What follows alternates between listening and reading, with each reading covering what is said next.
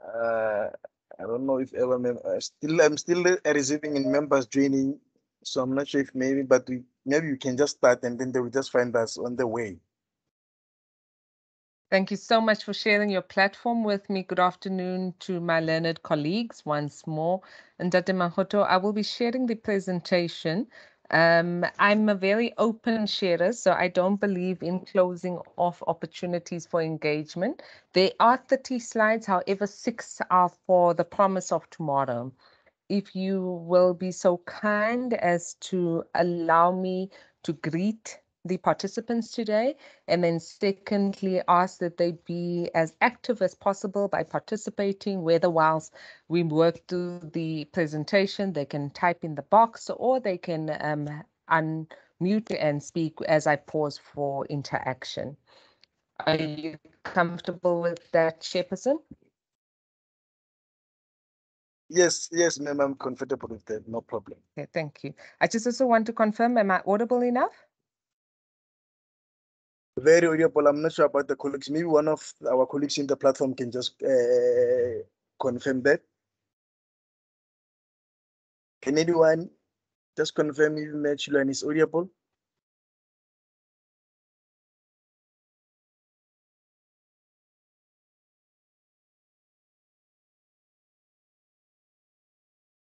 Are we audible, colleagues? Yes, sir. Yes, you are. Thank you very much. You can continue, Machulan. Thank you so much. Good afternoon, colleagues. I'm going to refer to you as my learned colleagues today.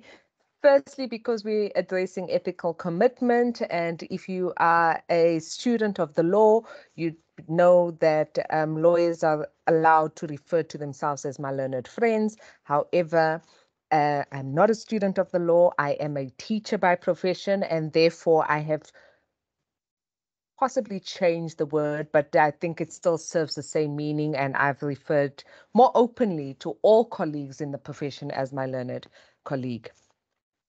Colleagues, today I'll be presenting to you our initial thinking on the guideline for ethical commitment. As you were invited, you would have seen the invitation speaks to teachers build communities.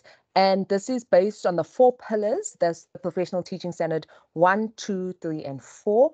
1 being ethical commitment, 2 being professional development, 3 being social justice, and 4 being teachers' rights and responsibility. Now, ethical commitment, the full sentence of the standard states, teaching is based on an ethical commitment to the learning and well-being of all learners. Our guideline is based on what the standards are developed to do, and our standards are to support teachers to promote a common set of knowledge, skills, and commitments, strengthen your professional identity and enhance your status, create a common language and a vision, fulfill our professional roles and responsibilities, facilitate evaluation and reflection, and deepen and broaden our professional knowledge, skills, and understanding. Now, our first strand, Teachers Build Communities, is based on the following 8 ideas. And I say ideas because as I speak to which you'll be able to identify with them. If you haven't been able to engage in them as yet, please take up an opportunity to email member@SACE so that they can assist you. Alternatively, you're welcome to email teacher@SACE and we will also be able to assist you. We will put you in contact with our coordinators or our professional development division, who is the custodian of our professional development. What's important about the first strand is that it acknowledges the important role teachers play in nation building. In our professional work, teachers build communities at different levels. We build classroom communities and contribute to nurturing school communities. In the subjects we teach, teachers introduce learners to knowledge communities. Through our professional engagement and collaboration, teachers build subject communities, school-based communities of practice. And when our professional learning is evidence-based, we build professional learning communities. By undertaking postgraduate studies, teachers join research communities and contribute to knowledge production about effective teaching and learning in the South African context. Above all, quality teaching and effective learning empowers local communities. Our professional teaching standard number 1 states, teaching is based on an ethical commitment to the learning and well-being of all learners. Standard 1.1, teachers believe in the capacity of all learners to achieve and make progress both inside and outside the classroom. Teachers understand the different challenges that confront learners and their families and consider how these challenges may affect their behavior and learning. And 1.3, teachers respect different aspects of learners' identities, including gender, race, language, culture, sexual orientation, and disability, and believe that these diversities can be a strength and a resource for teaching and learning. Now, learned colleagues, you would note that these phrases are compound in nature, and there are various aspects that one would have to be able to break down to say, I can identify in my professional capacity with professional teaching standard number 1 that speaks to ethical commitment, more specifically that we are base our teaching on ethical commitment to the learning and well-being of all learners.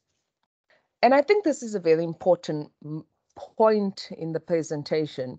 What the guideline seeks to assist our teachers with is how to take the standard, break it down so that it makes sense and it can be applied. We have a infographic source code, and the source code you will see is the blue books, which is normally the building blocks. Then it's the notepad, which allows you to ask internal questions. Then it's the opportunity to weigh out whether you're doing well or you're not, or you need support. Then it's going back to the base to say, okay, now that I know this, how do I augment?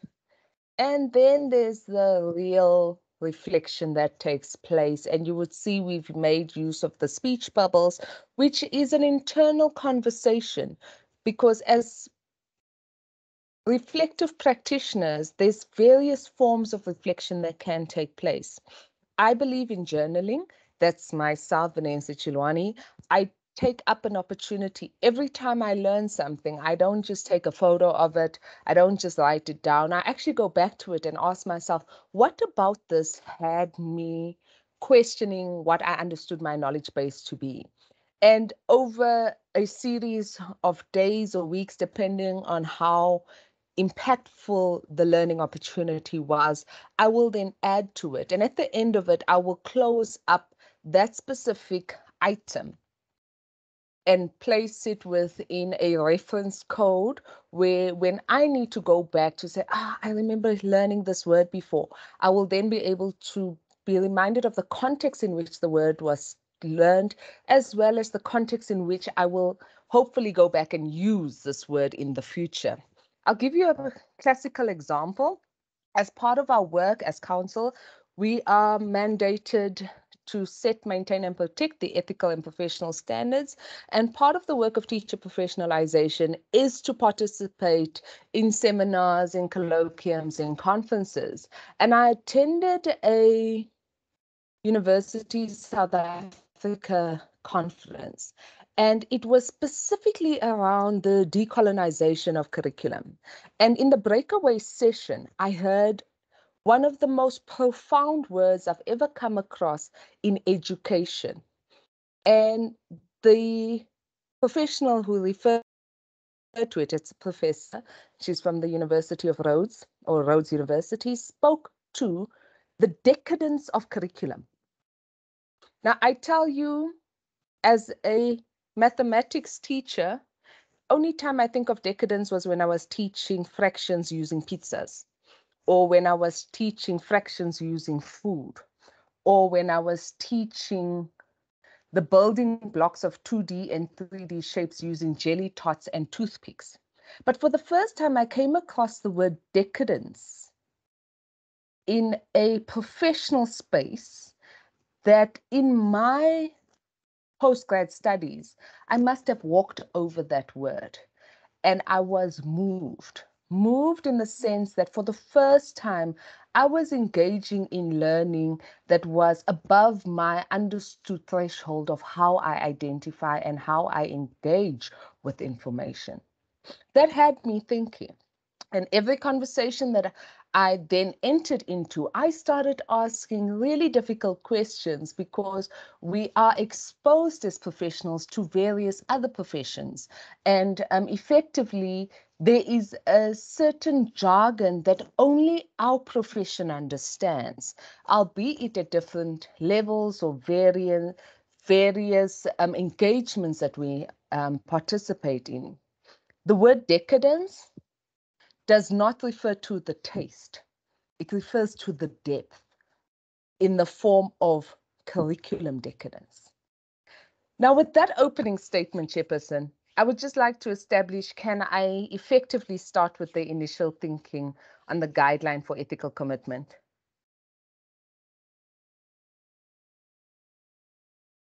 Chairperson? Mechulani? Can I proceed? Yes, ma'am. You can proceed. Okay. Thank you so much. Okay. So, colleagues, the first part on Professional Teaching Standard 1, and this is a substandard 1.1 under ethical commitment. Teachers believe in the capacity of all learners to achieve and make progress both inside and outside the classroom. Now, step one in how we've initially thought the guideline to be is you ask questions.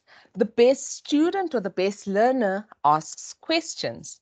The statement is teachers believe in the capacity of all learners to achieve and make progress both inside and outside the classroom.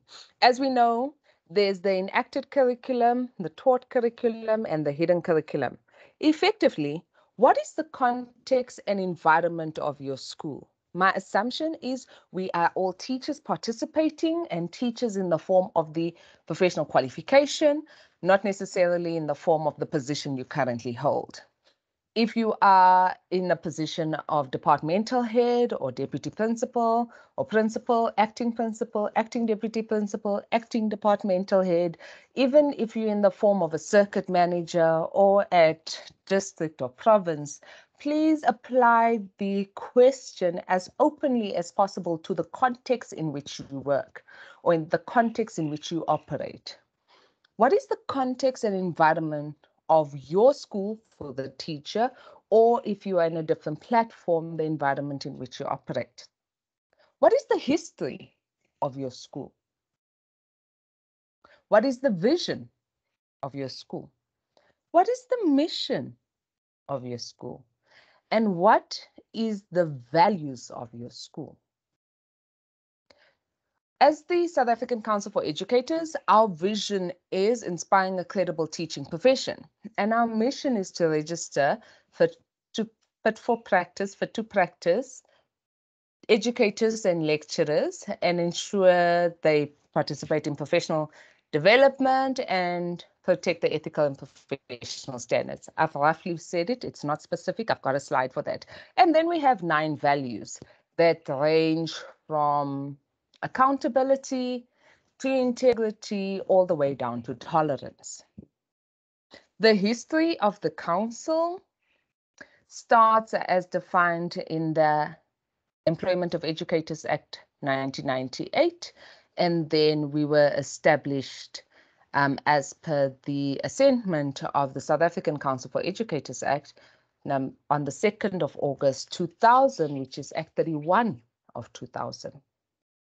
The context and environment of council, we are the voice and the custodian of the profession. So I'm going to step back. I've given you a picture, I've given you context in the form of council. When you think of where your school is positioned, Does it have a library service around it? Does it have a clinic service around it? Does it have a police station around it, a fire station, the transport department? What is around the school? Does it have other homes? Is it within a suburb where there are homes as opposed to industry block? Or is it around an industry? Is the environment nurturing? Is it lush? Is it green? Or has it become aesthetically appealing that it's got, what's this expensive grass that they use? My English has left me behind now. Someone in the group, you guys are welcome to tell me, AstroTurf. Or do you have AstroTurf for grass? Is the school buildings well looked after? Or has it been vandalized? And if it is vandalized, has it been cleaned with the limitation of funds, understanding the context in which we work? Secondly, from the history perspective, when was the school established? Who was it established to serve? Who are the great alumni, the people that have left the school, that you can call on or that you can mention come from your school and they are doing great things in this country internationally? What is the vision for the school?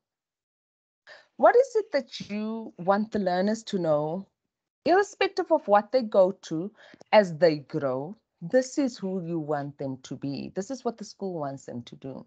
What is the mission of the school? How do we do what we do every day, irrespective of the context in which we teach? Ensure that we live up to the mission that we have set ourselves. And most importantly, what are the values? I'm going to pause and I'm going to ask a question, and I can't see from my side because I'm not working on a double screen. Mr. Manghoto, if you can assist me, by show of hands, we can take 2 hands. Do the participants know what the values are of their school? If you can advise, Chairperson.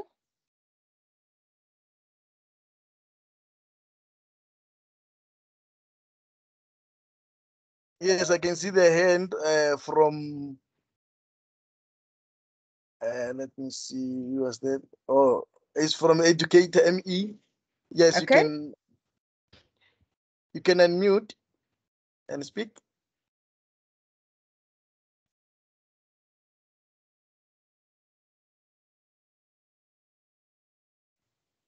Yeah, I know what the values are. It's all about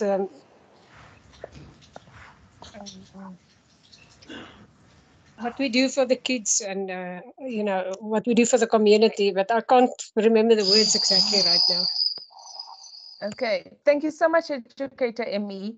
Is there another educator that would like to take an opportunity?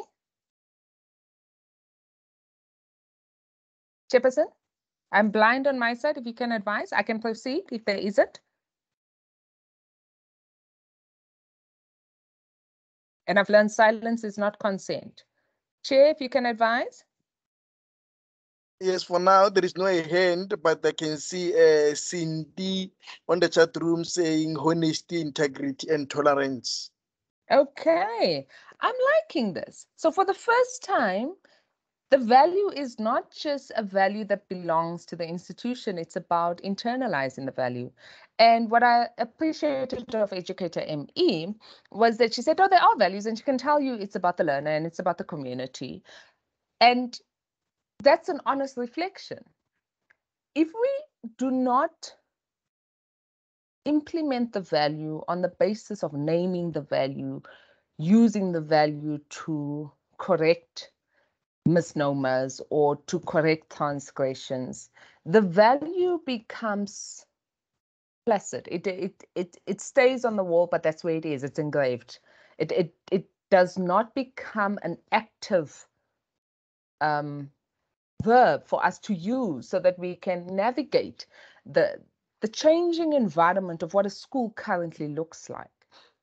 I would be amiss if I do not take into context where we find ourselves, and knowing that we are about to close up and we're going home, we all deserve the time off. And I hope you take the time off. But I think today's session is so important because it's going to ask you to consider and reflect on the basics. And I say the basics because when we get this part right of ethical commitment, everything that follows up it's in tune because you've done the hard work, and that's normally the thinking work to say, okay, so if this is our value, how do I position the value so that we get maximum participation and we see the culture of our school change, and culture in the form of the attitudes of not only our learners, but we as professional staff, we as support staff, and the parent body and the community in which the school is placed. The next point. So step 2 requires you to analyze. So now you've got all this information and it's like a mind map. Does your school culture represent the values? So if you don't know your values, that's the first starting block. You go back and you find your values and you list them and you're like, okay, these are our values. Now you start thinking about whether your school culture represents the values. Now, culture in the form of how, from the moment you arrive at the school, the interaction that is happening, all COVID protocols observed, please understand it within context. And then how the learners would respond to you, how the parent body would respond to you, how you would respond to your learned colleagues as you engage in conversations, how your learners would arrive, for example, at your classroom before they enter, the process in which they enter, the process in which you then engage the classroom rules. And we're not speaking of rules right now, we're speaking about the culture, the emotional strength and stability of what you do. I call it the magic. When you want to see a teacher in action, see them in the morning when they arrive. The teacher that's smiling is the teacher that might not be the happiest person, but has chosen to smile because that teacher knows today, if I show any other emotion, I might not make it through today. So I'm going to smile. And every child that comes up to me is going to be treated with that same joy because I'm so happy that I'm here. For that time, I can sign out and I can do due diligence on the work that I need to do. In the same sense, what is the school culture in the form of how you would engage with your supervisor or the school management team, how directives are given, how authority is respected or understood or appreciated, or when you want to advise, what are the reflective measures that must take place so that you can work through the really difficult, hard topics that we tend to put away till there's an explosion, which I understand culturally is not good. But we also understand the fact that in South Africa, we've got more than one culture per square meter per building site. And I say this because the next question is going to make you think even further when we come to, does your school culture represent the values? Step 3, evaluate. Are the values displayed in the school? Now you can think of whether they're on the staircase, which I've seen the South African Council for Educators head office has done that, and that really assists. Whether they're on the wall towards a class or the staff room or the bathroom, whether they are actually in the classrooms, either on the door or in the class on the walls, whether they're in the staff room, in the reception block. Are the school values understood by learners? When we speak of respect, for example, or integrity or honesty, do the learners understand what we mean when we use those values? Or are they too abstract? And are the school values understood by teachers?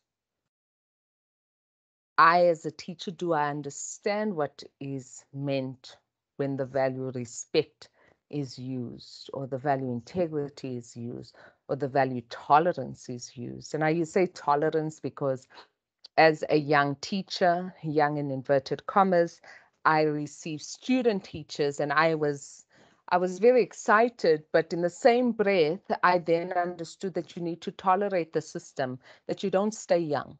There's always someone younger coming in. And the more senior teachers, and I say senior in the term of experience, were able to navigate that environment much easier.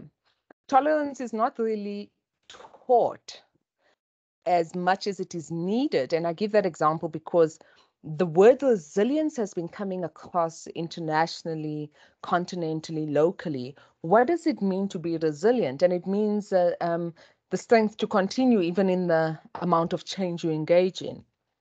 And if you had asked the young teacher in me what tolerance was in that environment, I would tell you that I'm not young forever.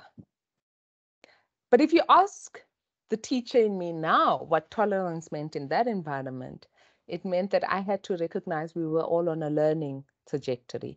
All of us in the school at that point were learning. Firstly, we were learning to be in the new grade, in the new phase, in the new year. We were learning to receive newly qualified teachers. We were learning to receive not only newly qualified teachers, student teachers as well, which meant that the workforce generation was going through a cultural change that had to be understood from a values perspective. Because if you leave it, it doesn't disappear, it grows. For example, you'll hear the English phrase, the elephant in the room. The next point. So step 1 was ask the questions. Step 2, analyze on the basis of the questions asked. Step 3, evaluate on the basis of what you've been able to analyze. Now, step 4, professional application. Optimize your teaching philosophy based on the learners that you teach. If you look at where your school is placed, who your learners are, what your learners can say, can't say, practice, don't practice, what your values are, what your mission is and your vision is. What does your teaching philosophy need so that it can be fit for purpose? I was asked about my teaching philosophy and I had to go and find it neatly packed away in one of my dear diaries. And when I read it, the first time I wrote it, because I've kept it every time I've had to change it, to the last entry that I made, the last entry I made was about resilience. And this was just over 5 years ago, if not 7. No, sorry, 8 years ago. And one of the things that had me asking this question was, we all have a philosophy. We all know why we teach the way we teach. Some of us are pragmatists. Some of us aren't pragmatists. And how do we then integrate the new knowledge using this philosophy that best suits us when we need to explain content in context to the learners that we teach? And the last step, write down your professional reflection in your professional development portfolio. So when we speak of teachers believe in the capacity of all learners to achieve and make progress both inside and outside the classroom, you have this 5-step process. And it may seem like it's a lot to get across, but when you break it down into smaller steps, you actually start realizing, oh, this is what it's about. That helps, that helps, that helps. And now you've got a solution-based, in personal process that will assist you as you navigate the new environment. I say new environment in the sense that 2022 is less than 30 days away. we're looking forward to what the new year brings, but we also understand that there's a lot of change that is going to come. And effectively, if we have an opportunity to reflect on what we've been through, then we can only learn from what we understood, because we will then be able to say, my philosophy was based, assumingly so, on the confirmation of what each day would be. And the impact of uncertainty has made you question the confirmation of what each day would be. And your philosophy might now be resilient in the form of flexibility, such that you may choose to take a values-based approach to say, today's value, I'm going to use the word respect, and I'm going to practice respect. Irrespective of what happens today, I'm going to practice it. And in that opportunity for growth, you then get to reflect on each milestone that you overcome. And in a Teacher's Day, there are so many milestones, from the child arriving that is not cared for, to the child arriving that comes from the best possible home, and you having to move across those two emotions. And then also managing your own emotions and the context and the environment in which you operate. Chairperson, do I still have everybody on board? Yes, we are still here, Michilani. Okay, thank you. We are moving on to our next standard. Teaching is based, we're still on ethical commitment. Teaching is based on the ethical commitment, the learning and well-being of learners. And our standard is 1.2. Teachers understand the different challenges that confront learners and their families, and consider how these challenges may affect their behavior and learning. Step number 1, ask questions. Does the school have a parent representative for each class? Whether you're a grade teacher or a class teacher, do we have a parent representative? Does the school meet the parents more than once a year?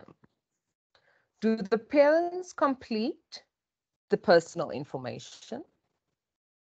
Does your class parents represent different professions? Does the learner profile contain updated information regarding the learner's abilities? Here, the positive perspective, abilities. And interestingly enough, when we were busy with the staff guideline, we asked the question to say, what is the advantage of having a diverse parent body? And the first one that, as we discussed, was access. And the question was, what do you mean access? I said, dependent on the type of professions that the parent body makes up, you don't need to go and find an organization to come and promote a profession. Your classroom could have all the professions available. You could have teachers as parents, you could have policemen, you could have nurses, you could have doctors, you could have dentists, you could have actuarial scientists, you could have scientists, you could have lecturers, you could have bus drivers, you could have business owners, you could have restaurant owners, specifically in the business format, you could have bank managers. You could have bank tellers, you could have municipal workers, you could have home executives, you could have support services for the homes in the form of gardeners, or the home executive support services in the form of cleaning services.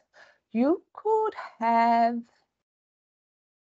aunts and uncles in the parent body because of the guardian status. You wouldn't have to go out to find these professions, because you would know which professions are represented on the basis of understanding who your parent body is. Specifically, if you're a class teacher, and more interestingly, if you have a grade teacher, because then you guys could do a talk when you're busy. For example, if you're in a high school and you have biology and you're dissecting something, and you could bring the veterinary scientist into the class to actually explain, or if you're talking about the heart, and you can bring your medical doctors who might be heart surgeons. You could be talking about the teeth, and you could bring the dentist. You could be talking about fractions, and you could bring the parents in the form of the parent that makes homemade pizza. And I promise you, the learners will never forget the importance of the curriculum context that you created in that class when you taught that subject, because it would not only be concrete from the abstract understanding, they would be able to attach meaning to the concrete idea that you are presenting. So these are the questions we ask. Next, now we need to analyze. So you've got all this information. Teachers understand the different challenges that confront learners and their families and consider how these challenges may affect their behavior and learning. Now, you'll see values is a theme that carries across because we're referring to ethical commitment. Does the school make use of a value system for transgressions? Now, transgressions is when you, and I don't have the Oxford Dictionary explanation or definition of transgressions, but it is when you transgress against a process knowingly or unknowingly, an act that goes against a law, rule, or code of conduct, and offense. So it would be that the learners were supposed to be at school at 7:30, and this learner habitually comes to school late by 20 minutes. The first question is, if you had a value-based system, which value would the learner be transgressing? Would it be respect? Would it be accountability? Would it be dependent on the values you've got in your school? I'm thinking integrity, and I think trying to explain integrity to a grade 1 might not make sense. The first question that you need to ask is, having understood who this child is, having understood who the parent body is, having updated information, and knowing the abilities. If your school chooses not to use a value-based system, instead its transgressions are based on the code of conduct, how do you as the professional bring in values? Because it doesn't need to be written there for it to be value-based. And how do you then start to explain it so that there's a consensus in how this will affect the morale of the school and ensure that you reach the mission and the vision of the school? Step 3, evaluate. Are the values included in the school code of conduct? Are the values included in the staff code of conduct? Are the values used to distinguish the types of transgressions? And I'm not saying to you, go and rewrite your school code of conduct. I'm asking you questions from an ethical commitment approach, which is founded on values. It's founded on how you identify with what is morally sound. And when you use the instruments to evaluate it and you cannot identify a value in the instrument, is it committed to be ethically sound, or is it used as an instrument in the form of deconstruction as opposed to nation building? 4, professional application. Increase your application of the school value system when you address learners that are experiencing challenges, Not learners that are difficult, not learners that are not doing their homework, not learners that are not engaging you when you ask them a question. When they're experiencing challenges, meaning that you've asked them a question, they haven't been able to answer you, and possibly they haven't been able to make sense of the question you're asking them because for the first time, you are too abstract for them to make sense. And are you then saying to them in how you engage them to say, Venencia, you did not listen to me? Instead saying, Venencia, what was the value we spoke about today? And Venencia says, oh, we spoke about respect. So if I asked you a question, how would you respond respectfully so? The first part that I'd ask you, ma'am, is can you ask me the question again? Because respectfully, I didn't understand the question and I want to make sense of it in smaller pieces. And secondly, I'll also ask you to respectfully ask my friend because I think they understood it better.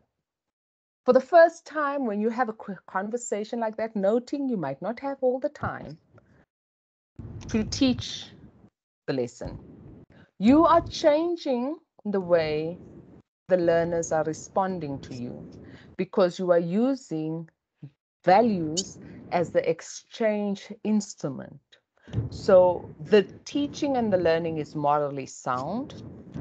Chairperson, can you assist? There is background noise on my side. Yes, I'm assisting Guideline. Thank you.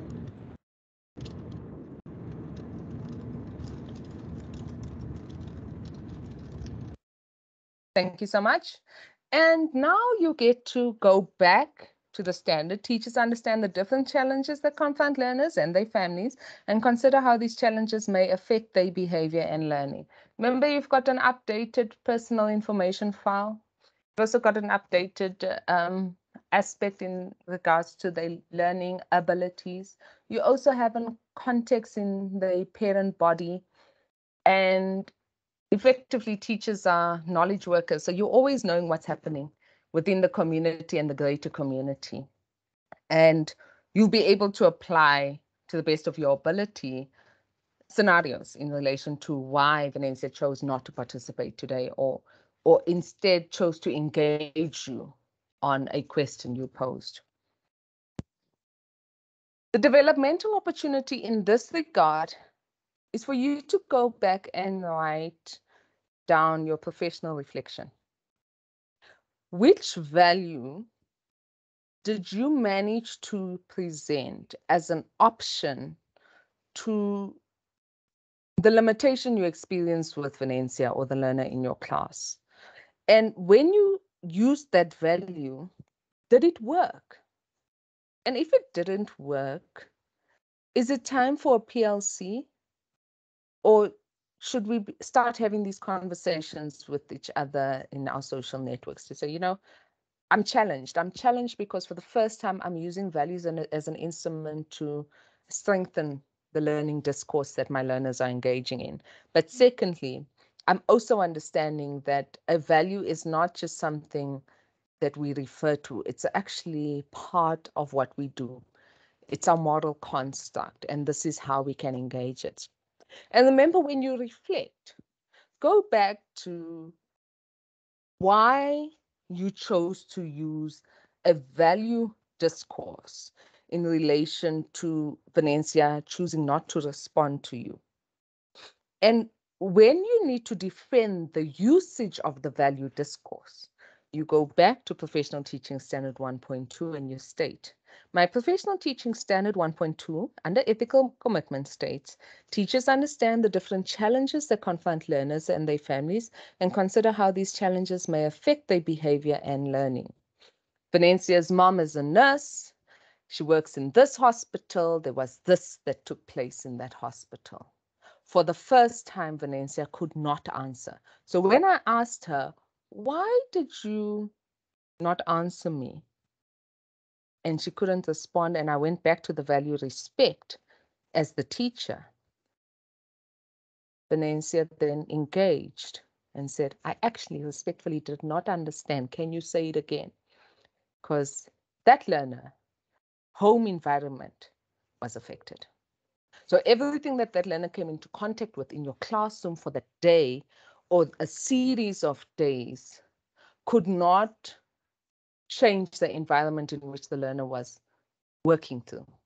The context in which the learner was receiving new information was based on the immediate environment that the learner comes from and goes to every day. And by using the value respect, you were able to change the discourse of right and wrong, or not listening or not participating, to say, how is it that we can best understand each other? And because the learner engaged using the word, the learner now has a soft skill that they can take home and use.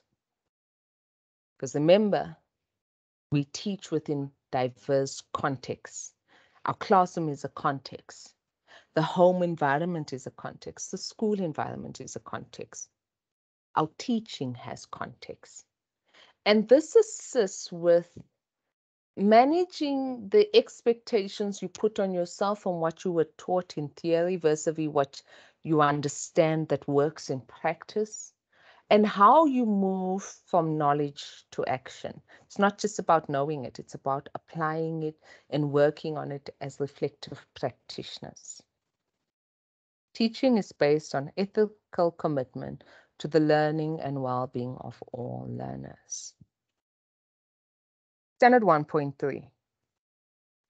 Teachers expect different aspects of learners' identities, including gender, race, language, culture, sexual orientation, and disability, and believe that these diversities can be a strength and resource for teaching and learning. Now, I would be amiss if we do not take into context the 16 days of activism that we find ourselves in, and the impact of GBV within the South African context, and the realization of the real wars that we find ourselves fighting within societal norms, and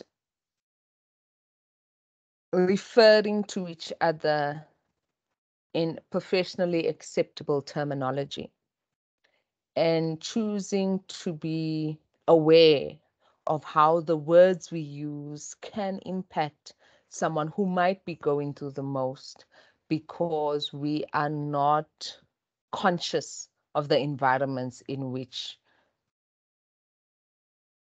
the professionals, the learners, the schooling community are finding themselves in.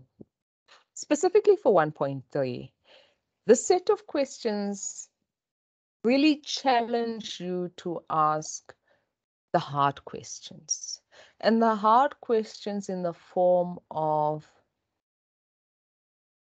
conversation starters from an appreciative approach and not a defensive mechanism. Appreciation means I want to know so that I can understand and I can be better when I communicate with you. Defensive means I want to use it against you, should I need to. And you can always pick up when defense strategy is used over appreciative context. And I always say, when I'm met or introduced, and I've experienced it prior to COVID, and I think online sometimes it happens, where someone will say to me, good morning, and they'll refer to me as MS, which is Miss, which is formally acceptable, as long as there's a full stop. And I will respond, kindly so. The formal context is appreciated, but may I humbly request that you address me as Mrs. And when it's face-to-face, it's easier to explain, because normally I'll be wearing a doek as a form of my personal authority that I carry. Virtually, it is to say, when you refer to me, I'm representing a whole nation behind me on the basis of who I am in this context that you are engaging me on. Who I identify as is Mrs. Chilwani, and there are reasons for that. Why am I painting this specific picture? Because how you introduce yourself determines how we respect and appreciate you. You will hear academic professionals refer to themselves and say, no, please call me by name, but write them a letter and fail to address them with the professor's status or the doctor's status, you will be called to account. And there's reason for that. There's a whole process that is endured for that. And I think in the same breath, our cultural identities must be supported and be strengthened and protected. And as we move through these questions, I want you to put into context what I'm saying, because the context is important. As you now imagine your school environment, and I'm going to pose the questions to you, I'm hoping that in your reflection, you can identify the appreciative voice, the voice that identifies with, wow, I didn't actually see that, I just thought. And the defensive voice, I was not supposed to know that. How was I supposed to know that? Which we want to minimize. First question, how many teachers as well as learners does the school have? Next question, how many languages do the teachers as well as learners speak? Remember, first question, teachers, learners, and normally you would have your teacher-learner ratio. Languages now, however, start telling you about cultural groupings, possibilities of international learners, continental learners in your class, SADC learners in your class. Inverted commas, foreign languages in your class. Which language is in majority of the teachers and learners? So that you can identify which languages, dependent on how the groupings work within the school, are you going to be able to learn faster? Are you going to be able to learn better? Are you going to be able to learn from peer learning because you're going to take the time to invest in learning about this language because of who your environment is made up of? And the paramount question to these three questions are, do the teachers participate in the review of policies? Now that you know how many teachers and learners the school have, now that you know how many languages the teachers and learners speak, and now that you know which are the majority languages, do you participate in the review of policies? Remember, our standard is teachers respect different aspects of learners' identities, including gender, race, language, culture, sexual orientation, and disability, and believe that these diversities can be a strength and resource for teaching and learning. We've just looked at the language perspective. We haven't gone further into the gender. We haven't gone further into the race. We haven't gone further into the culture. We haven't gone further into the sexual orientation, nor have we gone further into the disability. We've taken languages, and you're welcome to go further. It is important to go further, but this is our initial thinking. And on the basis of the feedback that we'll be receiving, we're hoping from you today, as well as other focus groups that we'll be working with, we will then be able to unpack the others so that there is a holistic approach to how asking these pertinent questions are presented. And then the next question. Are the school practices appreciative of diverse languages? And when you understand, oh, sorry, I'm hearing echo on my side.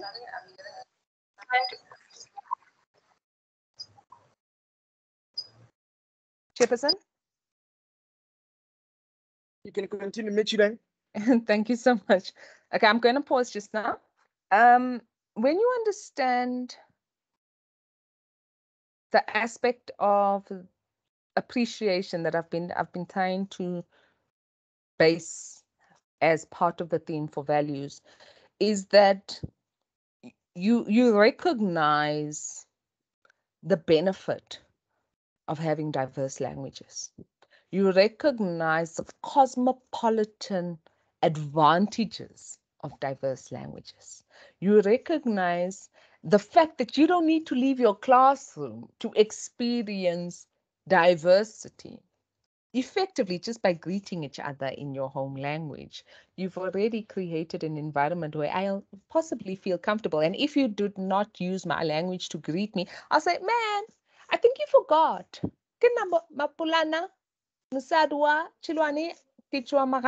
I think you need to greet me as.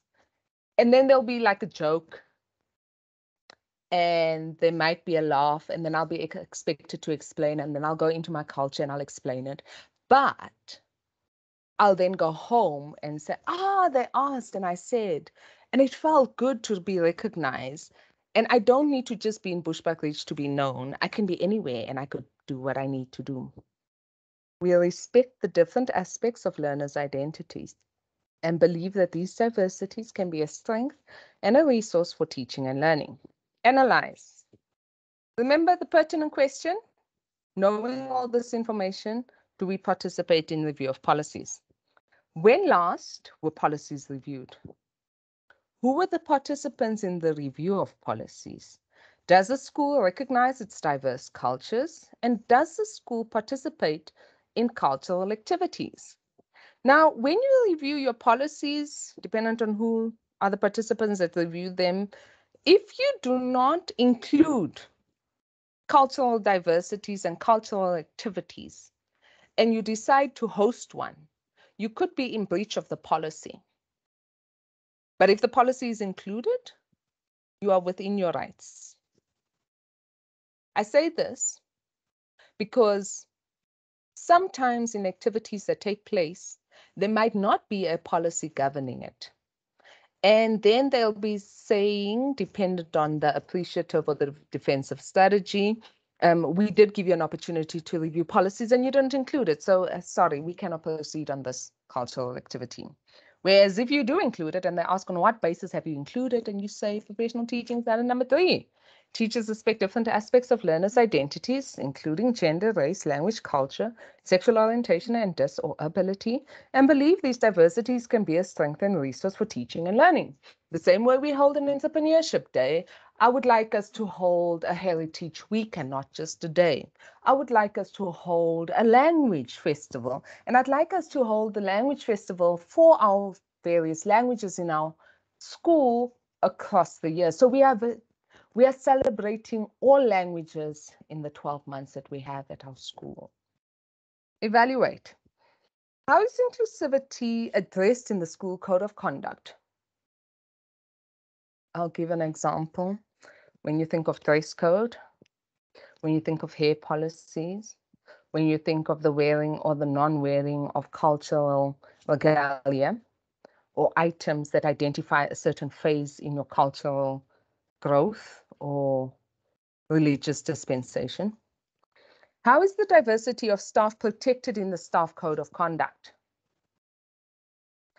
This is a very particular or personal item because dependent on whether your school's code of conduct is in an appreciative or a defensive written method, the wearing of a headscarf can be seen as acceptable or unacceptable.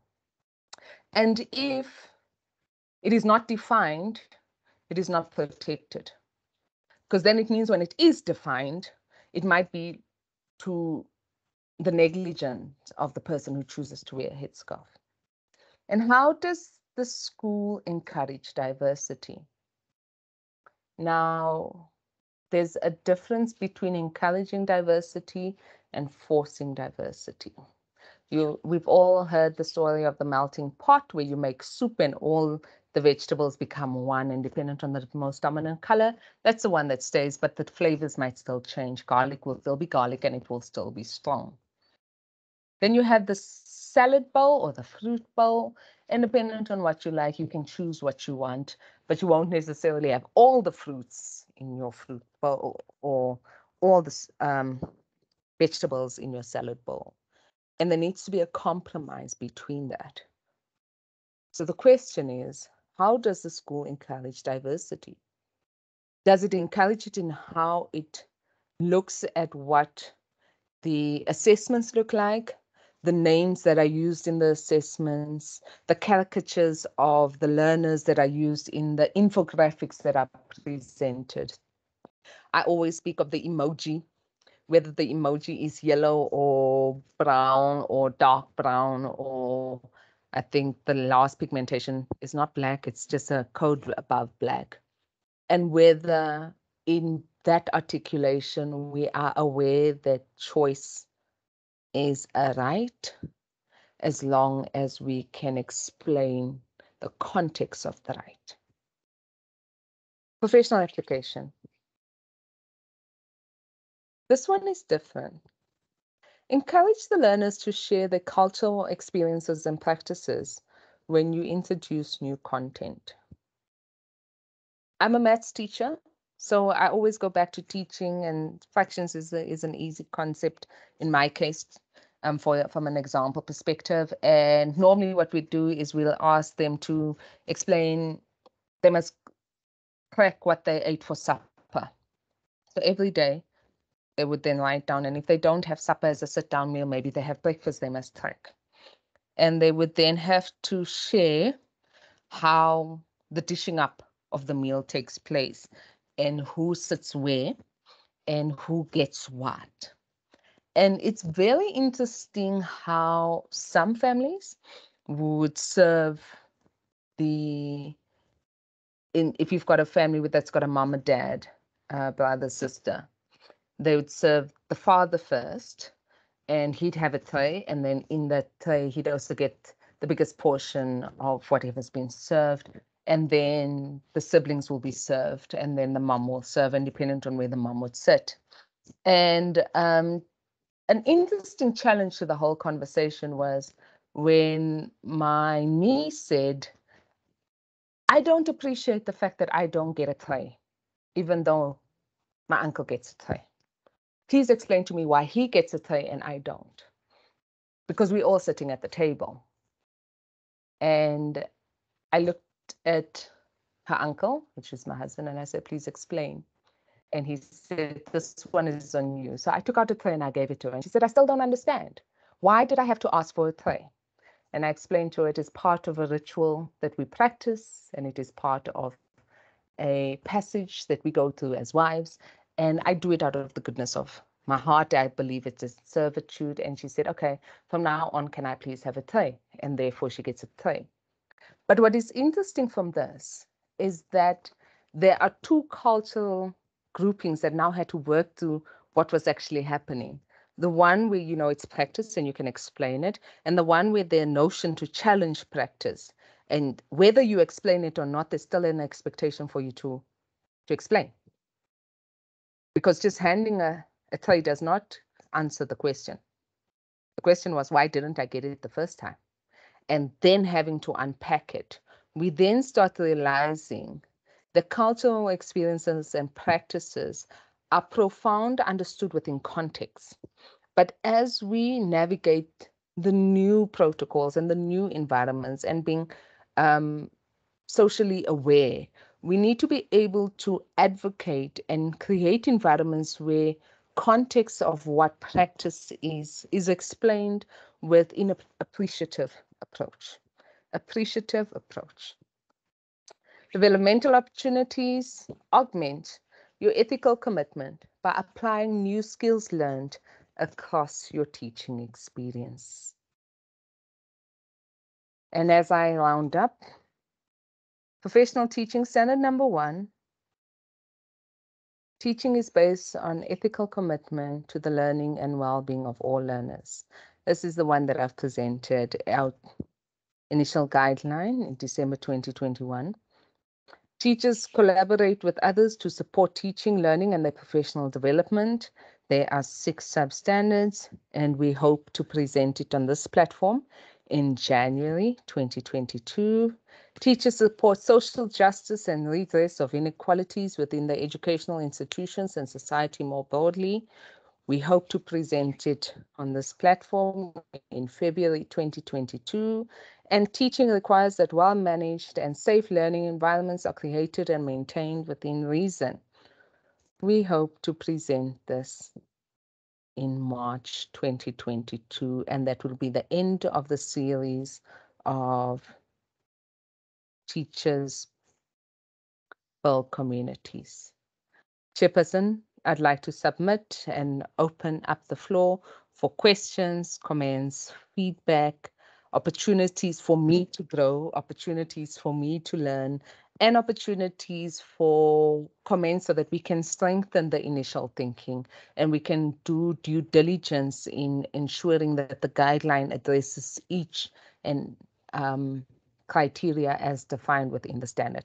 I submit, Chair. Thank you.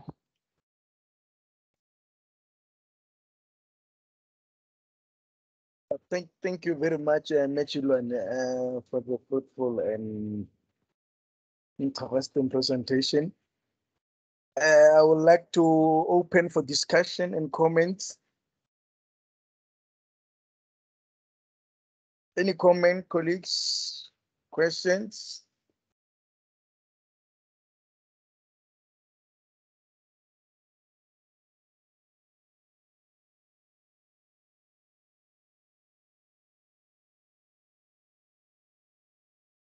Chairperson, may the learned colleagues know that I am open. I want to learn from them. The only way to learn is to listen, and I hope that they'll be able to share with me. Thank you, Chair. Thank you, Mechulane. For now, since we are still waiting for some hands to be raised, let me go through the charts. So maybe some they might have maybe just commented or asked some questions through the chat room.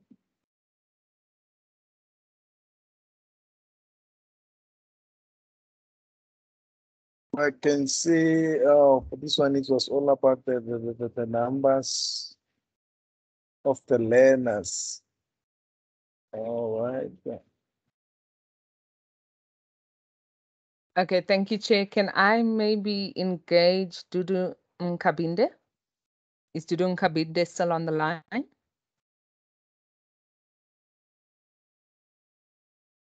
Can Dudu Nkabinde unmute, if possible? Yes, ma'am. Okay. Good afternoon, Dudu. How are you? I'm good, and you?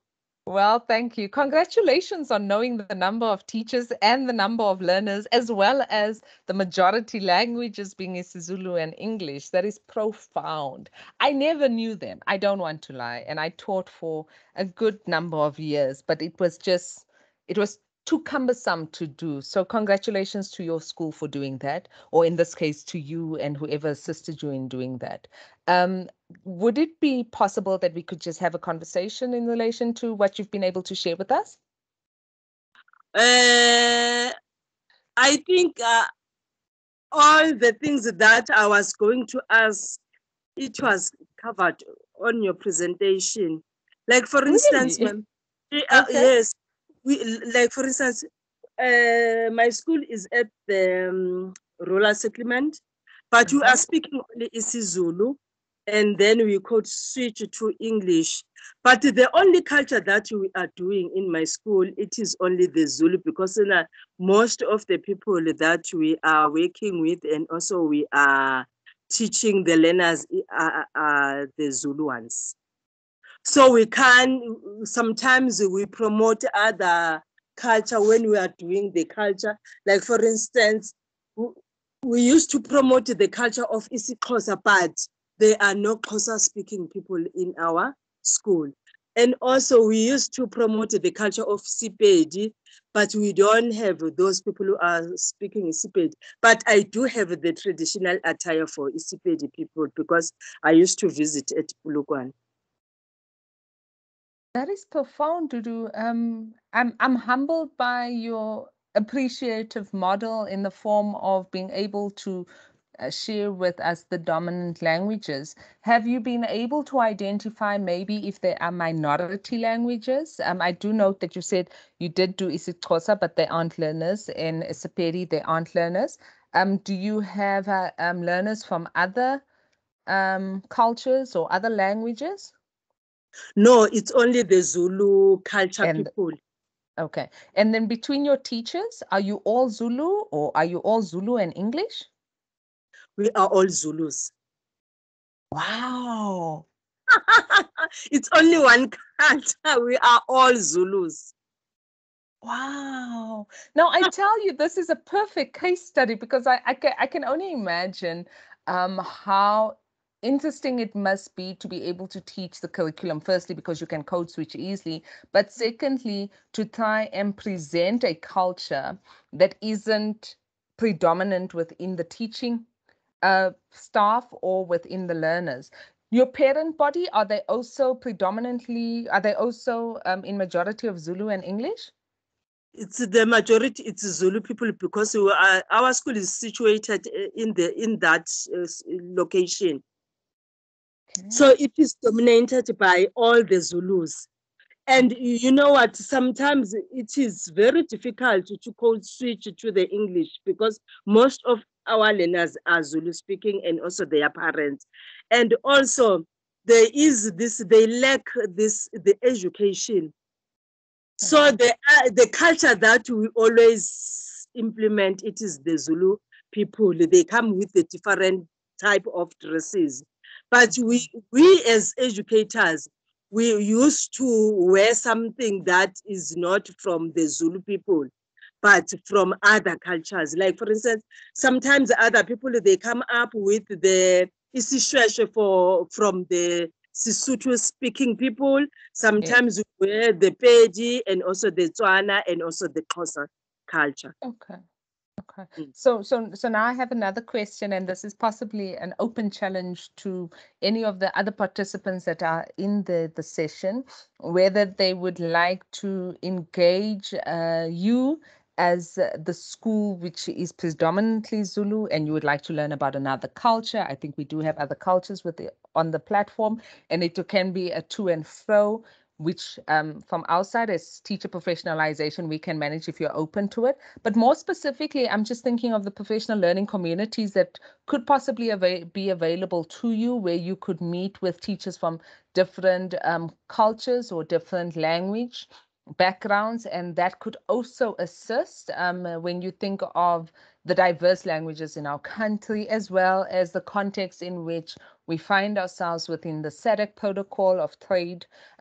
Should the learners take up an opportunity to become an entrepreneur and they would want to market their products to someone who's in a neighboring country, there's also those opportunities. I'm very excited to do, and I'm going to ask you, everyone on the platform is welcome to send an email to teacher@sace.org.za. Alternatively, you can send it to me. I'm just putting my email address here so that we can see how best we can assist your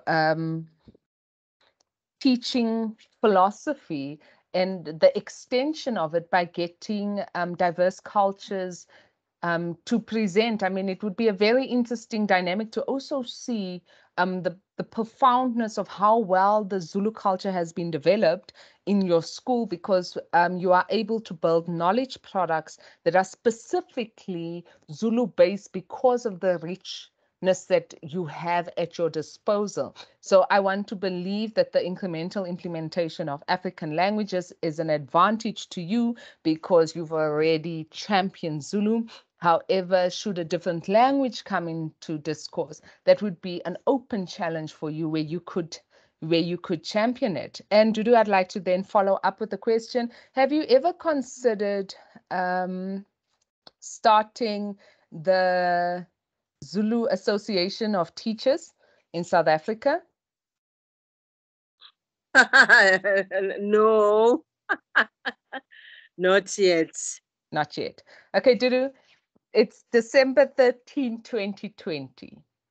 I'm opening a challenge to you as well as the staff and everybody else that's open, because you are sitting in the heart. You've got everything at your disposal. This is an open challenge for you to start it. We cannot speak diversity, but continuously move away from strengthening our options that we have at our availability. I believe we are alive with possibilities. I believe as teachers, we create the future for our children and the generations to come. We build nations. And if we could have a Association for Zulu Teachers in South Africa. We'll know who to call when we're trying to make sense of a context that we cannot explain. And you'll be able to present papers on a provincial, national, continental, international scale on the basis of the opportunity that you have. And I present this to you as an opportunity. Pray about it, seek insight, speak to your professionals about it, speak to teacher professionalization about it. For us, as we professionalize the profession, we believe that when our teachers have associations that they can belong to under the professional wing that can assist them in developing their language, we are then feeding the nation, feeding the profession. So congratulations, and thank you very much for taking up the opportunity to speak to me and engage with me. I have put my email address, so please feel free to drop me an email, and then I'll be able to follow up with you via email, and then we'll take it from there. The invitation is open to everyone on the platform. I just want you to know it is not reserved only for Dudu, and I'm really open to anyone who wants to participate. And Dr. Mangwato, over to you. Do we have another comment? You're very welcome, Dudu. Okay. Jefferson? Thank you, Mitchell, and I'm here. Okay. Since, well, I'm not sure. If, let me just check if our colleagues from SAIS are here, since, well, I don't see any other hand coming in. Mr. Boucher, how are you? I see Mr. Boucher.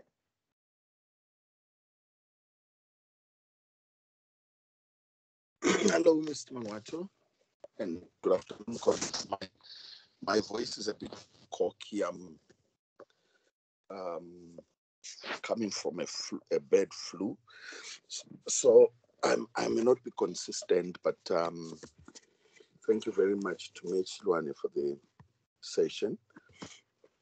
It was insightful. Particularly, I got attracted to the issue of the ethical commitment that we as educators must have. And also just broader conversations that we should have in the school community as we build a more diverse school, accepting everyone with a decent ability. And this conversation, obviously, I think today was more of awareness and should be continued in the next year so that it brings clarity to the whole issue of professionalism of educators in South Africa. And I think more and more, it's also a conversation that should start happening within every school, because that's how we can build a credible teaching profession. As Mechilwane mentioned at the start, to say that SAI's vision is to inspire a credible teaching profession, and the responsibilities in all of us to ensure that a credible teaching profession is built and perpetuated, because many lives depend on it. Over the couple of past days, I've been reading a lot of literature on purpose, to say that a school, there are certain purposes that cannot fail. For instance, a school, a teaching profession is one great purpose on this earth that cannot fail. A doctor's job cannot fail, an engineer. So as teachers, we are the mother of all professions. And there's a certain sense in which many people in society look up to us. I think along the path in this journey of these webinars, at some point we mentioned that a couple of years ago, when some of us attended funerals in an African setting, if a priest was not available, they will usually ask to say, is there a teacher among us? And then a teacher will raise their hand and they'll say, please assist us to carry out the duty of the priest.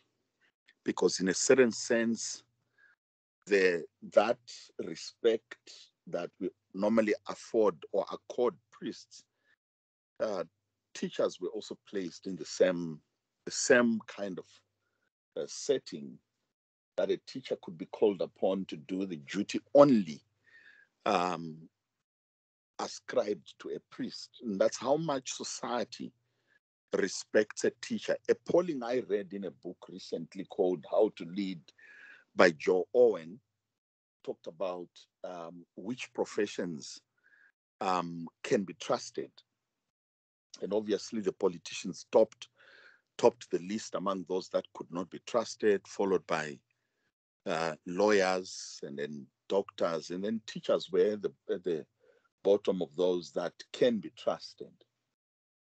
And we want to get to that point where our society can trust teachers, and professionalism is what Chilwani just dealt with, which will assist us towards that end. I think I've spoken a lot and my voice is not permitting. If there is no other question, I'm not sure who else and Tatimangwatu could be on the platform, as I was not logging from my laptop because of electricity issues.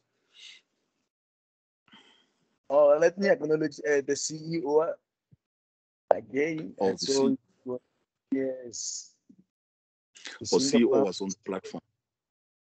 Yes. Thank you so much. If she's still on the platform, CEO, please just greet our educators. We always feel honored when she joins this session. I've always said, and I continue to say, that she's a champion of the teaching profession. And there are so many of us who are in this conversation have actually picked up a lot through her in terms of the passion she has towards teachers. She thinks teachers, dream teachers, talk teachers, and that's been her life. So we want to ask CEO May Elam Kalane to just unmute and greet our educators.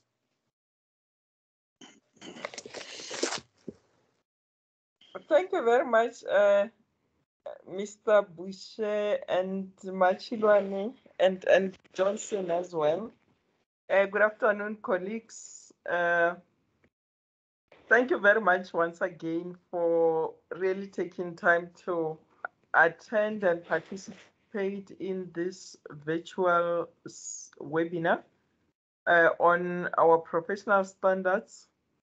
I think this was the introduction by Ms. Chilwan, who is the manager for teacher professionalization, and will be able to unpack the standards even more in the new year. But for me, it's just to appreciate the fact that you really contributed to the teaching profession from the 1st January when the new year started. We had a bit of challenges last year and early this year, but I think this year went a little bit much better as compared to 2020. And also, one of the things that I said to colleagues at the beginning of the year, Mr. Boucher is correct to say, we need to make sure that we have a culture of having these webinars every week so that we can assist and support our educators, but also get some feedback and reflections from them. It can be a one-way direction. Learning takes place in a two-way direction. And therefore, we've learned a lot throughout the year. We can only use the lessons to make sure that we improve even much better in preparation for 2022 in terms of our webinars, but also the SACE work broadly. You've really contributed to building the nation. Throughout the year, you worked with those learners. In fact, at the end of the day, when you put your pens down on Friday, no, not Friday, on the 15th, you can appreciate the fact that you really touch their hands, their hearts, and also their minds and their souls. And when they move to the next level and progress, you get that personal satisfaction as an educator to say, wow, this is something that I've done personally, and I've managed to take that learner by hand. And for that, as members of the teaching profession, for that as council, we want to thank you very much and appreciate that role. We don't take it for granted. We know the challenges that you go through, the issues of safety in schooling, the issues of ill discipline and all that. However, despite all those issues, you soldiered on and you came this far to really make sure that we have the future professionals, we have the future presidents of this country, we have the future pilots and all that. So on that note, thank you very much. You deserve the break. We will be able to see you in the new year and continue where we left off. So thank you, thank you, thank you as you go and rest. Thanks. Thanks, Mr. Bush and Ms. Chilwan and also Johnson. Thank you very much. Thank you so much, CEO. That is quite appreciated. We also pick a lot, and I think Mr. Mangwato will also share an evaluation form, and we ask everyone on this platform to please complete it. It's just an opportunity for us to reflect as well, to say, how have we done? How have we served you? I think it was in January when I had an intense conversation with CEO to say, we cannot have teachers struggling to reach SACE. And one of the things that we appreciate about this platform is that many educators have had issues apart from just the presentations we are doing. We have been able to assist educators to reach our registration colleagues and so on and so forth, and we'll continue to do that. And that has helped to really shape the way things are happening in the profession. And we want to continue with this service, but we want to hear from you to say, what are other suggestions you have? What do you think we can improve? And even topics, which other topics do you think we can, because we are not limited only to the professional matters. And I'm sure you have seen we had a very powerful engagement on personal financial planning. And we would want to bring it back. And if you have colleagues in your schools who would benefit from some of these topics, please recommend them, because we believe once a teacher's personal life is also sorted, it helps you to make your vocational contribution to the teaching profession. So please, Mtate Mangwato, share the evaluation form. And let me also then ask, I think Mechilwan, your hand is up, you can unmute and share. But I also see Tate Risuna, I think it would be an honor for you to just greet teachers. I will introduce you after Mechilwan has spoken. Thank you so much, Ndate Bushe, and it's always a pleasure to present. For the first time, I must say, I'm shocked that our CEO has joined us and was quiet the whole time. Colleagues, I must tell you that everything you hear from me is from what I've been able to gain in insight and knowledge as shared from our CEO, Ms. Ella Mogalane. I would be amiss if I don't speak of nation building by her taking me as a nobody by my hand and showing me what teachers want, how they want it, and the best way to give them what they want. And this journey, specifically the professional teaching standards journey, is a personal message that she has made for the profession. It is one which she has championed over time. It's one that she has put in her legacy as part of the CPTD system that she built for our country and for our profession, the professional teaching standards cannot be understood outside of context of understanding who Ms. Ella Mogalane is. And I would be amiss if I don't take up the opportunity to appreciate her presence in an initial thinking session. And hearing her insight gives me support to say that it's still a long road and we've still got a lot to do. But the fact that we are present and that we are active creates an environment that says the light of the profession is still shining bright. So CEO, without further ado, I'd just like to appreciate you. I'd like the profession to know that we are led by a passionate professional, a passionate teacher through and through, and you don't mince your words when it comes to making sure that our teachers get the best service. And it's through the hard work that you have done behind closed doors with professionals like myself that we are able to engage and give ideas and context in which we find ourselves, especially now post-COVID or as we walk into the fourth wave. So thank you very, very much. Ntate Bushe, it's always a pleasure to share this platform with you. We always look forward to getting feedback, and I look forward to further engaging the learned colleagues as we move forward.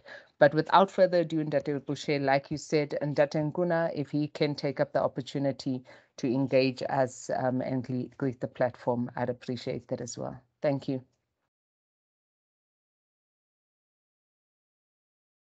Thank you so much, Meshilwane. And Taten Kuna is the communications manager at SACE, and it's also quite important for teachers to know him because he's the spokesperson for SACE, and more and more, some of the marketing work that goes to communicate about these sessions, they come through his office, and he has attended a number of our sessions, and I think he could say one or two words to appreciate teachers so that he also appreciates the people that he is serving from the communication side. And Taten Kuna, you can just unmute and share one or two words. Okay, thank you, Mr. Bushe, and thank you also to the CEO and also Mr. Johnson, and greetings to all educators. Indeed, I think Meshilwane and Mr. Bushe have indeed indicated very well that the voice of the teachers will enhance the teaching profession. Such exchange learning seminar sessions, it's what will ensure that the work of the council improve from time to time. We can't do it alone as a council. We can only do it if we get the necessary inputs from the educators. You are our custodians, and we will serve you with passion, and we will serve you with utmost pleasure. I thank you once again for giving me this opportunity to engage. Thank you. Thank you so much, Ntaten Kuna. And I just peeped through the names. I also saw Memolo Hadi. Please unmute and greet the teachers. Memolo Hadi is the coordinator for Limpopo. She's the one driving continuing professional teacher development in that space. And if you are from Limpopo, she's one of the people you must really be in touch with, an educator of note, one of SACE's finest and best. Memolo Hadi, just greet our teachers. Good afternoon, colleagues and everyone. Thank you, Mr. Bushe.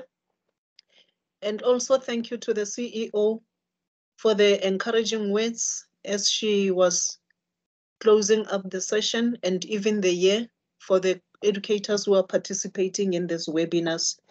And also thank you very much, Ms. Chilwane, for the wonderful presentation. They are always an eye-opener for us. We always learn from this platform, Mr. Bushe, if you care to know. So they never go unnoticed for us. They are never for nothing. We learn a lot from these sessions, and we appreciate the efforts that you take to make sure that the educators are being developed thoroughly and continuously. And I just want to wish everyone, as I also appreciate the words of appreciation from Mr. Nkuna, I also want to wish everyone a wonderful festive season. Let's go and rest so that when we come back in January, we are energized and we can even do more. Thank you very much. Thank you so much, member of RD and SACE team, led by the CEO. Thank you so much for the support. And Mechilwane, once again, thank you so much for your voice. You are the voice of the CEO and the voice of council and SACE on these matters, and we appreciate you for that. And thank you so much, educators, also for joining. We know that you sacrifice a lot in order to be on this platform. We will always appreciate you. I'm not sure if Mtati Mangwato, you have anything else to share before we close the session.